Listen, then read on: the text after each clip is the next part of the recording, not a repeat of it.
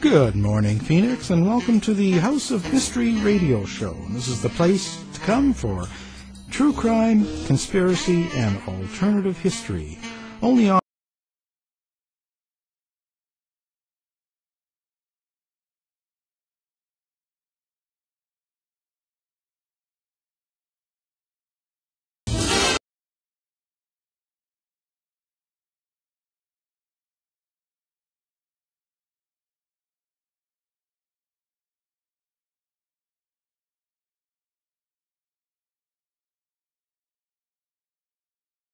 You're back in the House of Mystery on KFNX Phoenix. This is Al Warren, your host. Now, today we're back with Billy the Kid. Not live, of course, but we have another author who's written a book, and kind of a different than what we had with Mark Lee Gardner, kind of a little different point of view, I guess we would say, but very interesting, and kind of the influence of Young Guns too, and we talked about this before. So today we have Daniel A. Edwards, author of Billy the Kid, an autobiography, and it's The Kid's Identity Revealed. Thanks very much for taking the time to talk with us today. Thank you, Al. Thanks for having me. No, it's a pleasure. Now, we were talking earlier, this is your only book that you've written so far. It is. I was kind of compelled by the story and started looking into this topic a bit, and it ended up coming out as a book. So it wasn't intentional, but I'm here and very excited about it and glad to get the story out, so thank you. What brought you to this? Like, did you have an interest in Billy the Kid itself and you kind of followed it all along, or you fell into it? Like, how did this come along? Well, it's funny. I've always been interested in the Wild West. I mean, watching The Lone Ranger, watching cowboy movies and these types of things. But you mentioned it. I mean, Young Guns. I was back in the 90s. I saw the original Young Guns movies, and I thought, not knowing really anything about Billy the Kid, I thought, wow, I didn't know he lived to be an old guy. I thought he was killed. And so, I did some research and found out that there was this gentleman named Brushy Bill Roberts that had been identified in the 1940s and went before the governor of New Mexico asking for a pardon for crimes committed under the name Billy the Kid. And I was somewhat fascinated by it. So there really wasn't much information on it back then.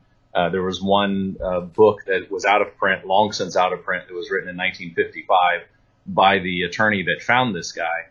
And I bought a copy just because I was interested, and it was a rare copy at that point. I paid about $150 to get an original copy. Read it, was interested in it, put it away, and then really didn't come back around to it for another decade or so. In October, or probably 2014, they started replaying Young Guns, and I thought, whatever happened to that guy? I mean, by now they should have figured out, was he Billy the Kid or was he not Billy the Kid? I mean, it shouldn't be that hard. I mean, we have all this modern technology nowadays. And I found that people were still arguing about it. So I ended up looking into it, and the results of that are the book you have in front of you.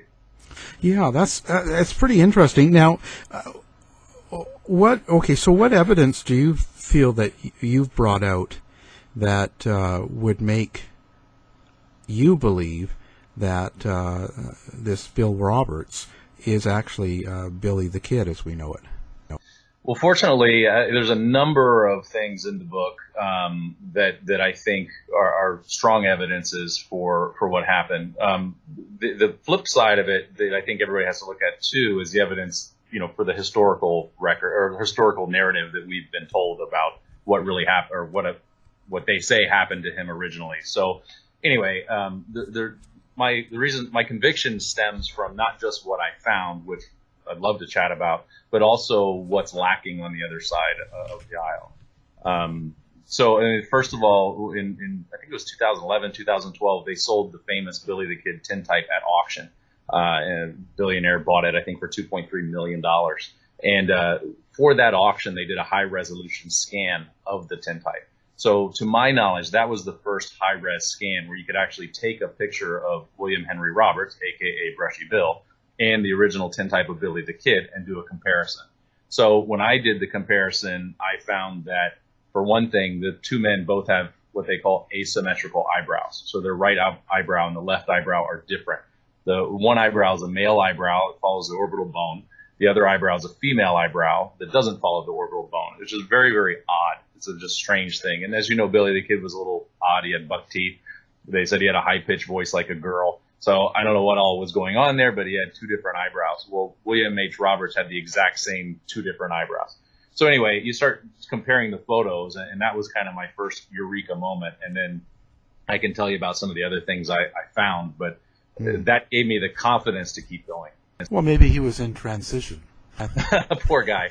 I mean, I certainly don't want to insinuate anything funny there. It's just that sometimes we have characteristics, that are what they are. And yeah. So with that itself, did you take that to any specialists or experts and have other opinions other than your own? Yeah. So there's a number of forensic studies that have been done. They got a very world-renowned forensic artist to do this, not myself, but someone long ago. So it's basically already been done where they said that there's a 90% match that this guy was Billy the Kid. That said, the way they do that can be somewhat technical. So for me and the purposes of my book, I presented it the way that I thought was most interesting, where I take an overlay of Brushy Bill and I put it over top of Billy the Kid. And then I would erase half his face. And so you can see where his nose stops, Billy the Kid picks up, and it's the exact same nose, whereas eye stops, it picks up the exact same nose. So, people look at this sometimes, detractors, I guess, and would say, oh, that's facial morphing. And there's one in particular, it's kind of funny. It's Queen Elizabeth and Bill Clinton, and they've merged their faces, and it's Queen Elizabeth with Bill Clinton's face. So well, that's interesting, but, it doesn't look like Queen Elizabeth. It looks like Bill Clinton wearing Queen Elizabeth's clothes. Yeah. So, I've seen that. That's okay. So that's facial morphing. That's not what's going on here. I mean, I literally erased half of the one guy's face, and you can see it's the same guy. And there's a number of different ways that I compared it in the book that hopefully people will find interesting. But I'll tell you, I've looked at it so much, and I'm thoroughly convinced that it's the same guy. I mean, I think he took a bad picture that day. The original tintype, he's squinting, his mouth's hanging open, he's kind of leaning his head back. So you got to understand those things when you look at it. But I think it's very clear that it's the same person. Yeah. Well, and it's not like they had the best photography and stuff like that either, right? So, exactly. And so now, and you've also mentioned about 5 living acquaintances of Billy the Kid. Were they from the original book, or were you able to find them yourself? No. So all the original, what I basically did is, the reason it's an autobiography of Billy the Kid, I mean, how could I write it if it's an autobiography? And the reason is that when William Morrison, back in 1948, and maybe I should share the story for your listeners if you'd like, the context of how they found this guy. Oh, for sure, yeah.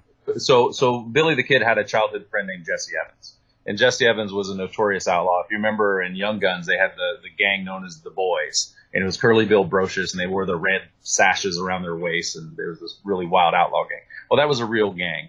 And it was led by a guy named Jesse Evans. And he and Billy the Kid lived in Silver City, New Mexico together. They grew up together, and they were like brothers. They ended up being on the opposite sides of the Lincoln County War, which was the big event in the life of Billy the Kid in Lincoln County, New Mexico. But they still were like brothers. Well, Billy the Kid supposedly was killed in July of 1881. Jesse Evans killed a Texas Ranger the same year, ended up going to prison in Texas in 1882. They let him out in 1883, and he disappeared, never to be heard from again. And so back in those days, it's the Wild West. You get released from prison, you ride off into the sunset. Maybe he was killed, maybe he died on the trail, maybe he was scalped by Indians, no one knows. Well, in 1947, his brother died. And when his brother died, he left a parcel of land to Jesse Evans. And an old man in Florida, living under the alias Joe Hines, comes out and says, guess what? I'm Jesse Evans. I want my property. So the court sent a paralegal down. He proved to a court of law that he was Jesse Evans. So it was a big deal. I mean, here's a guy, a notorious outlaw, after 70 years, comes out of hiding, proves to a court of law that he's Jesse Evans. Well, the lawyer that went down to settle the case was William Morrison, who ended up writing the book. So Morrison was an amateur genealogist who happened to be a distant relative of the guy that owned the house where Billy the Kid was supposedly killed.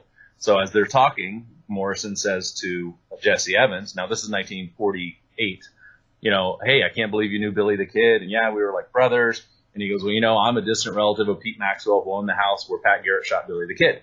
And Jesse Evans says to Morrison, Pat Garrett didn't shoot Billy the Kid, not in 1881 and not ever. He's still alive. He lives in Texas. So that was the whole genesis of this guy being discovered. He didn't come out and say, hey, I'm Billy the Kid. He was discovered and outed by Jesse Evans. Even after that, Jesse Evans would not tell Morrison who the guy was. He just said he's still alive. He had to find somebody else to tell him who he was. When he found Brushy Bill Roberts, he was living in a small shack in Hyco, Texas. I've been there, eating potatoes every day, living in poverty. And he said, no, I'm not Billy the Kid. You got the wrong guy.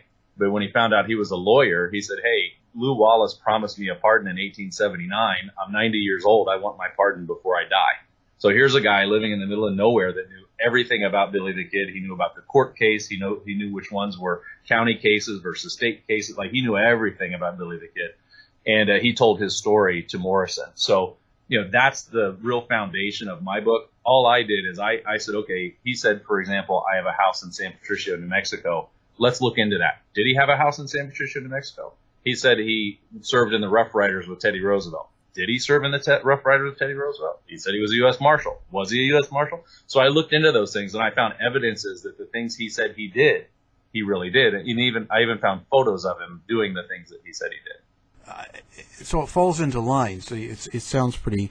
Why is there so much difficulty in some of the other authors out there and people, and just in general, like if you watch, like you were saying earlier, the History Channel, or if I turn on the TV and there's a Billy the Kid movie or something, it kind of follows that he got shot. By Garrett. So, but why is it so hard if this guy's come out and it sounds pretty compelling. I mean, he looks like him, and he there's all these things. What's the fight about then? Like, why is it so hard? Well, I don't think the story's really out, frankly. I mean, you're one of the first to have me on radio. I mean, I was interviewed, video interview in Texas last year, but this is really my first radio interview. And frankly, when people read the book, unless they have a pretty heavy bias already, I'm getting 5-star reviews on Amazon, and they're saying, wow, I'm convinced if this was presented to me in a court of law, I would absolutely, say this guy's Billy the Kid. So, I mean, literally, I've sold thousands of books. And again, I'm nobody. And, it's my first book, but I was number 2 on Amazon Kindle in Southwest, which you think, oh, okay, it's Southwest. I mean, maybe not the most compelling category on all of Amazon. However, I was outselling Friday Night Lights, which is a huge series, huge football, big property. And my book was outselling Friday Night Lights at one point on Amazon Kindle. As a matter of fact, it was outselling it again a few days ago, thank God. So, people the story is resonating with people, and I'm happy to get the story out. Yeah, well, there's more substance to that. That's probably why it sells, in my opinion. But, But I'm just curious on that too, because what happened to this guy this William Roberts? Whatever happened to him? Well, it's kind of sad. I mean, it's good and it's bad. What kind of endeared me to Brushy Bill Roberts is he said, you know what? He goes, I wasn't an outlaw. He goes, I never robbed banks or stagecoaches. And what really happened is, you had a rigged system in New Mexico at the time. And what happened is you had a corrupt district attorney and a group of corrupt businessmen that ran the territory. And this isn't even opinion. This is historical fact. The president of the United States had to remove the governor of New Mexico, and they put in Civil War General Lew Wallace, who wrote Ben-Hur, by the way. They put him in as the new governor. So, it is known that it was such a corrupt territory at the time. And there was a Lincoln County War. And so Billy the Kid was on one side. There was badges on both sides. What happened, if you remember, as depicted in Young Guns, basically the Murphy-Dolan faction were stealing cattle and selling it to the army. Well, John Tunstall, an Englishman, had moved in, and John Chisholm, who was a big cattle rancher in the area, they started fighting back against Murphy-Dolan. And they killed Tunstall in cold blood, the Murphy-Dolan faction. So Dick Brewer, Tunstall's foreman, went to a judge and was sworn in as a constable. So Billy the Kid was a deputy underneath Dick Brewer, and so that's the regulators. Regulators mount up. That's in Young Guns, and so Billy the Kid was had a badge and was a deputy constable. And then when they caught the guys that supposedly killed their boss, they killed them because they were supposed to escape. And so there's just a lot of politics on both sides. But what happened is Billy's side lost. And when Billy's side lost, the powers that be branded him an outlaw. They said he did all these things. They said he leads a band of 20 men in the desert and he's a bandit and all these things. And so William Roberts said, I wasn't an outlaw and it's not fair to me. Basically, I want to get this straightened out before I die. So the end of what happened is Morrison prepared all of his evidence. Now he had the living, breathing Billy the Kid, same height, same weight, could slip handcuffs because he could put his thumb and make his hand smaller than his wrist, just like Billy the Kid could do. Not a lot of people could do that. Same blue eyes. He had 5 living witnesses that swore he was Billy the Kid, that knew him intimately, as I show in my book. And basically they took him before the governor of the state in 1950. And he turned it into a media circus and had a bunch of photos there and turned it into a big show. And there was armed state troopers there. Now, you got to remember, William H. Bonney, Billy the Kid, was wanted for murder. So, for this guy, William H. Roberts, to come out. And by the way, let me just tell you real quick, I don't mean to ramble here, but he said, my aunt was Catherine Bonney. I was born William H. Roberts. My mom died when I was 3, and my aunt raised me, my aunt Catherine Bonney. So, yeah, he was known as William H. Bonney. Later, she remarried. It was William H. Antrim. But he said I was originally William H. Roberts. And so, anyway, he went in front of the governor with all of his evidence. There was armed state troopers there. He was scared they were going to arrest him. He had a stroke on the spot, had to lay down in the governor's office. The governor dismissed it and said, I'm not gonna do anything with this. And basically, a few days later, he died of a heart attack at home. So literally after going in front of the governor, a few days later, he died. That's not like the movie. No. But the great thing, Al, is Billy died a free man. Despite the best efforts of everybody to hold him back, to brand him an outlaw, the corrupt system, Billy died a free man. And I think that's a great story. I think it's great to know that, he wasn't a dime store novel guy or a comic book hero. He was a real person. And I think that historians have an obligation to look into this. So anyway, I have evidence in my book. It's open to the world. And I think the more people look at it, this is just scratching the surface of this subject. And I'm sure people a lot smarter than me can find even more evidence. I found a bunch, but there's a lot more out there. Do you think this William Roberts knew how popular he was as a character? He did, because in the 20s and 30s, there was a lot of movies about Billy the Kid and comic books and things like this. So he absolutely knew, which is probably why he was scared to come out, because they made him into this notorious, he was the West's most wanted desperado. And so, I don't really talk about this in my book, and frankly, I don't really have an opinion on it, but there's a guy that claimed to be Jesse James, and Brushy actually came out and said he didn't claim to be Billy the Kid. He never did. Not until they found him did he say that. But he actually supported this guy. And the reason, and I don't really think the guy was Jesse James. Maybe he was a brother of Jesse. I don't know. I haven't looked into that really at all. But my point is, I think that Brushy may have went along with it to see how they treated the guy. Because I think he always wanted to come out. He always wanted to get a pardon. He always felt like he had been wronged. They were going to hang him. And so had he not escaped, he would have been dead. And much to the consternation of the powers that be, he was able to escape, and he lived to a ripe old age. But, I think that when you look at his story in entirety, it makes a lot of sense. He was on the run until he was 90, but again, he died a free man. So I think that's a comforting thought. I guess there was no way of doing any sort of DNA anymore, is there? No, all the graves there, from what I understand, have been washed away. But he claimed that his partner that was killed that night at Maxwell's house was a half Mexican cowboy that gave him the name Billy Barlow. Well, what's interesting is the Las Cruces Sun-Times paper, about 9 days after the shooting, published an article that said the kid was lingering in Fort Sumner, New Mexico, and had dyed his skin brown and had grown a beard to disguise himself as a Mexican. So basically, there was contemporary, and history completely ignores this contemporary article from a local newspaper right next to where the shooting happened. But basically, it says the body looked like a dead Mexican. So, if you find the body or the bones, you're going to get the dead Mexican's DNA. You're not going to get Billy the Kid's.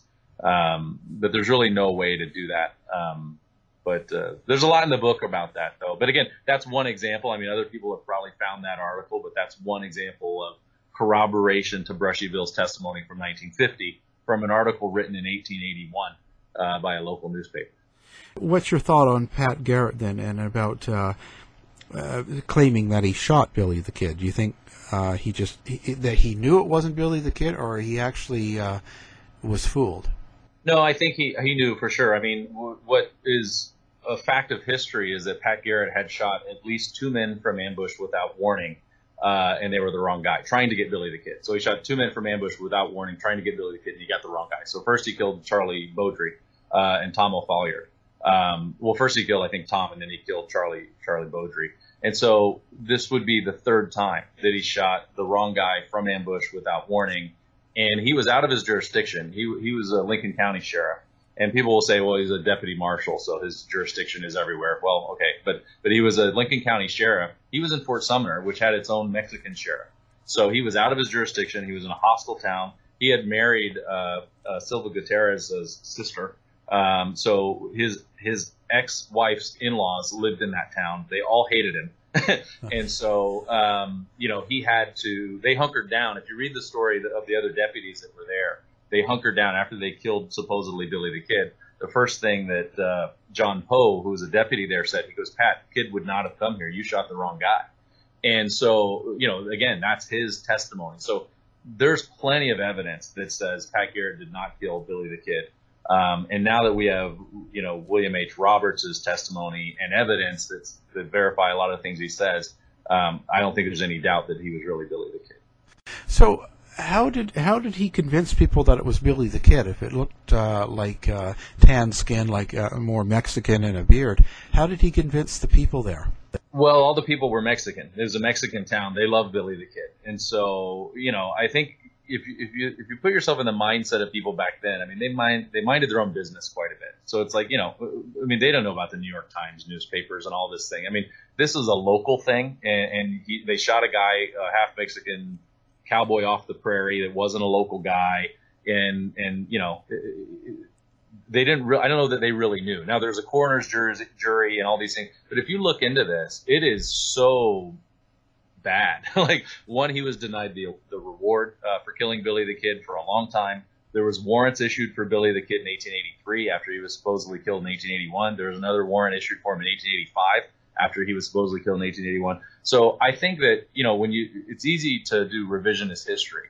But if you look at the original documents and the things that actually happened, there's no proof he killed Billy the Kid other than a few people said so. I mean, that's literally it. There's no body. There's no photo of the body. There's no death certificate. There's none of that stuff. There's a coroner's jury that he ripped up and rewrote. He lost the first one supposedly and had to get a second one. There's all kinds of inconsistencies and problems with the original story. And frankly, the story that Brushy Bill gave is the most reasonable and the one that best fits the character and nature of everyone involved. So, for example, and I have it in my book. I probably couldn't say it from memory, but you basically have to believe that an armed Billy the Kid would walk right by deputies on the porch. He said, "Quién who is it? And they said, well, we're friends. We're not here to hurt you. And he said, "Quién es?" Now, why would you respond in Spanish if you're an English guy and somebody says to you in English, we're here, we're your friends? Why is he talking in Spanish? So it sounds a lot like a half Mexican, and by the way, who was drunk. Brushy said his partner was drunk. They were hungry. They asked his buddy to make him some food. They said, well, look, Garrett's in town. You better stay here tonight. He said, okay. And he goes, well, all I have is beans and tortillas. If you want meat, you got to go next door to Pete Maxwell's. And he goes, no, I'm going to stay here. Well, his buddy was drunk. And he goes, I want meat. And he goes, look, don't go out there. Garrett's out there. And he said, no, I'm going to go. So he goes next door and gets killed. And basically, Brushy says he came out, exchanged fire, and then he got wounded. And next thing you know, his friends tell him, hey, Garrett's passing off Billy Barlow as you. Let's get out of town. And that was it. He was out. So now that Billy Barlow guy, do we know where he's buried? Can we follow up on that? Well, apparently there's a big flood through there. And so they've set up a tourist grave for Billy the Kid, Charlie Beaudry and Tom O'Folliard, but it's not the original spot, and they'll tell you that. So no, it's all been flooded out. They don't really know where those spots is my understanding. And again, I'm not an expert on that type of thing. Really, I came at this with fresh eyes and said, he said he had a house in San Patricio. Let's find it. Let's see if he did. So, if I may, on that point, Al, so he said he had a house in San Patricio. Well, Billy the Kid is portrayed as this, nomad. He's a homeless drifter that stumbles in and out of trouble, and he's lucky, and he's kind of an idiot. I mean, frankly. But when you look back and you read the letters that he either wrote or had written to the governor, I mean, very smart tactician, very smart guy. He wasn't a Neanderthal mouth breather like people want to portray him. But anyway, he said he had a house in San Patricio. I pulled the 1880 census of San Patricio. There's 230 residents in San Patricio in 1880. All of them are Mexican, except for two guys. There's two white guys in in San Patricio. The one guy's 49 years old with his wife and kids. The other guy is from Texas. He's 20 years old, the same age as Billy the Kid. He's sick on the day of the census of a gunshot wound. He's the only one in town sick of a gunshot wound. And his name is John S. Murphy. Okay, so in the Lincoln County War, the two sides were John S. Chisholm and Lawrence Murphy. So I think he took the two names and he made an alias. So that you think, maybe not, who knows, okay? But then I searched the historical record. And I said, is there another John S. Murphy doing any of the things that Billy the Kid said he did, or Brushy Bill Roberts said he did? Well, it's interesting because he said he was in the Rough Riders with Teddy Roosevelt. He went to Cuba in the Spanish-American War. He said first he was a scout, and then he got in charge of breaking all the horses. Even though he was a private, he rose to be in charge of the horse breaking effort. Well, there is a guy, and before that he says he was worked for hanging Judge Isaac Parker as a deputy. Okay, well, it's funny. There's a guy in the Rough Riders who was a scout, and then he was in charge of breaking all the horses. He was a private.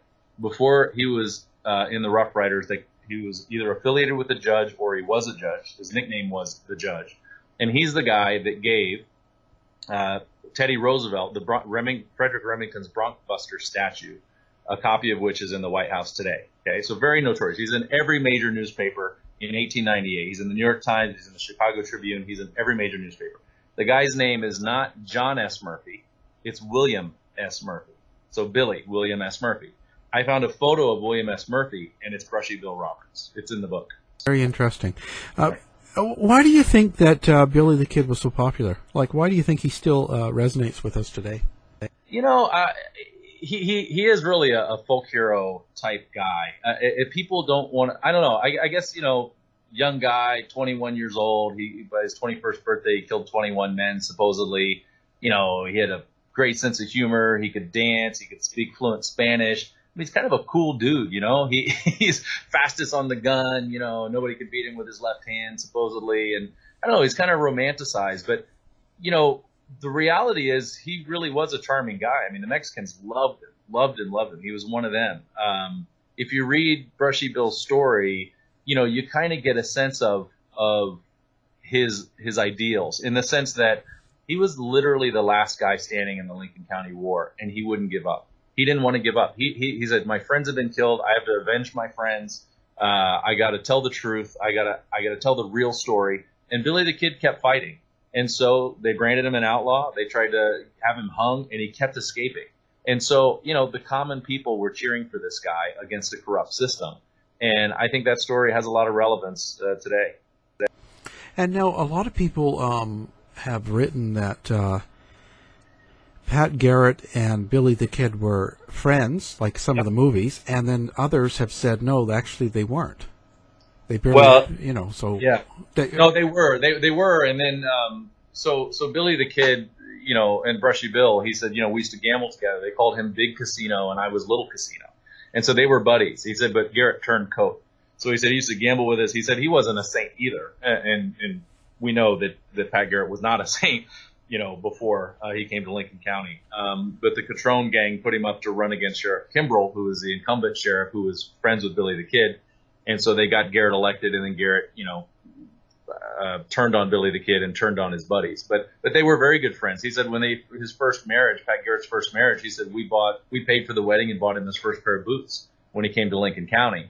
But Garrett turned around. But something that's really interesting to me anyway, Al, is Now, here's this old guy living in literally a very, very small town, no internet. You know, the library didn't have the resources for him to study Billy the Kid. There's no way this guy would know these things.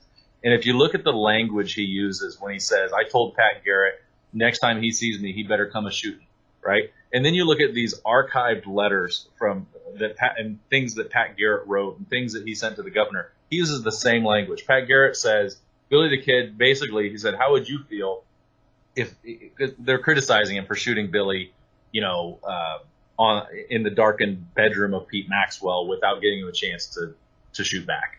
And so he says, well, how would you feel if a guy of Billy the Kid's disposition, you know, told you the next time he saw you, you better come a shooting. And so, you know, it's little things like that. There's another incident where this guy, they're at the Great House Ranch, and this sheriff comes to get him. And he says, look, he goes, if you don't have a warrant, it's mob violence. He goes, I'm not going to submit to mob violence. You come back with a warrant, I'll come with you to jail. That's what Billy the Kid told this sheriff. Well, there's a letter that we have now, but he certainly didn't have in 1950, where Billy the Kid said to the governor, these guys came to get me and they didn't have a warrant, and that's mob violence, and I'm not going to submit to mob violence. So basically, you have this guy, I mean, he knew everything. I don't think there's any doubt that this guy was the real Billy the Kid. What's your reaction been since the book's been out? What kind of reaction? Do you get any feedback from readers or other authors or anything like that? Yeah, so there's 36 reviews on Amazon. I'm at about 4.5 stars, which I'm very, very thankful for. It's funny. My friends, I give them the book, and I say, hey, let me know what you think. Please be honest. And they'll either say, oh, my God, this is amazing. Like, I think you've really changed history and proven that this guy was Billy the Kid. Or they go, man, that was really boring. You know, so you know, I've tried. It's in its kind of second printing now, and so I've tried to give a little bit more context, because if you're not into this stuff, I mean, I kind of jump right into some of the things that Brushy said, and you know, his Rough Rider stuff and his time as a deputy. And if you don't have the context, then it's like, okay, what are you talking about, I guess. But so that's the split. You either love it or hate it. Yeah. So far. What about other authors? Have you heard from anybody else that have other opinions, have written other things?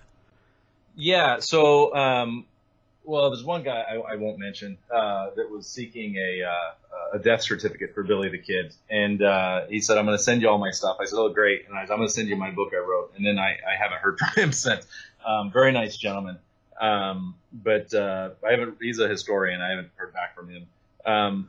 Probably the best feedback I've gotten, there's a gentleman named Wayne Land who runs a Brushy Bill Roberts forum, and very smart guy. They debate kind of Brushy Bill Roberts.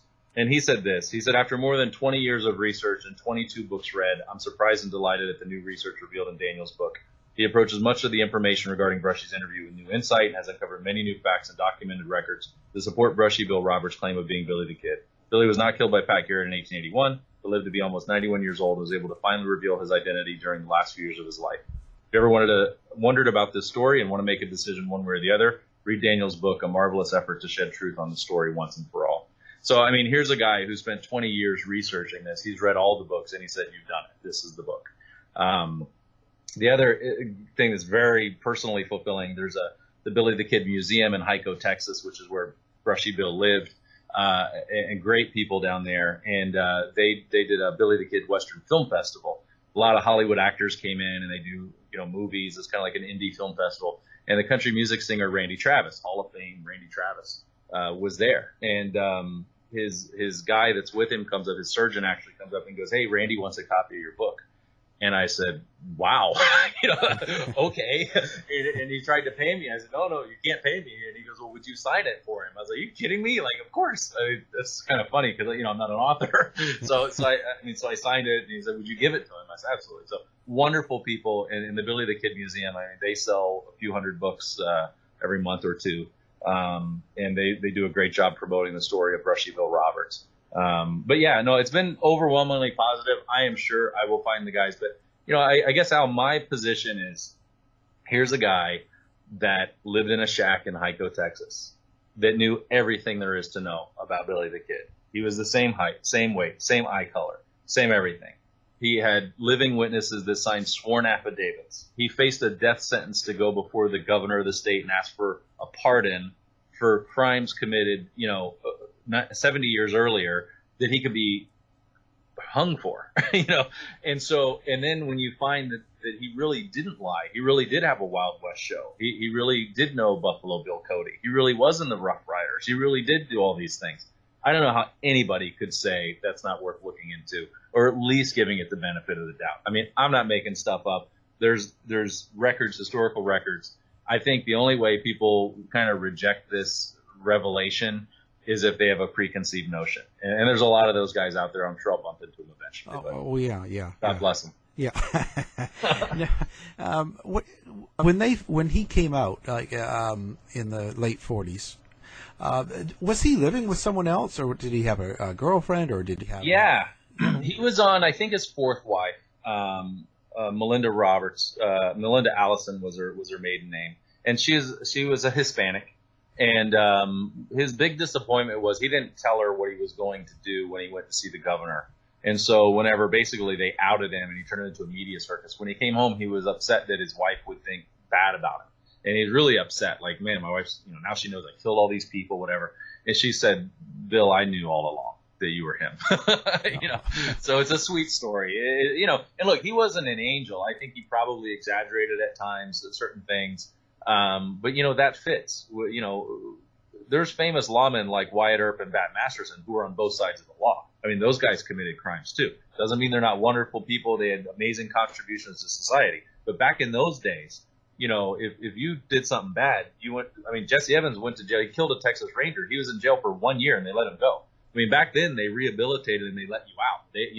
And then you either went back to crime or you straightened up and lived a good life. And so Brushy Bill says, look, I've been a useful citizen since Lincoln County. He goes, he was a policeman. He served in the Army. He did all these things. So, I'm not saying the guy was a saint, but his narrative very well fits what you would expect somebody like Billy the Kid to live. And that Jesse Evans, whatever happened to him? I don't know that. I rely heavily on William Morrison, who's the original attorney, and C.L. Sonnichsen. So C.L. Sonnichsen was a Harvard-educated, very, very famous Southwestern historian.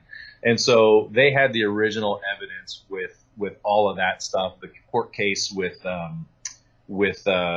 Joe Hines and all that original evidence. I really stand on their shoulders in a lot of ways, because we don't have that today. We rely on what they told us.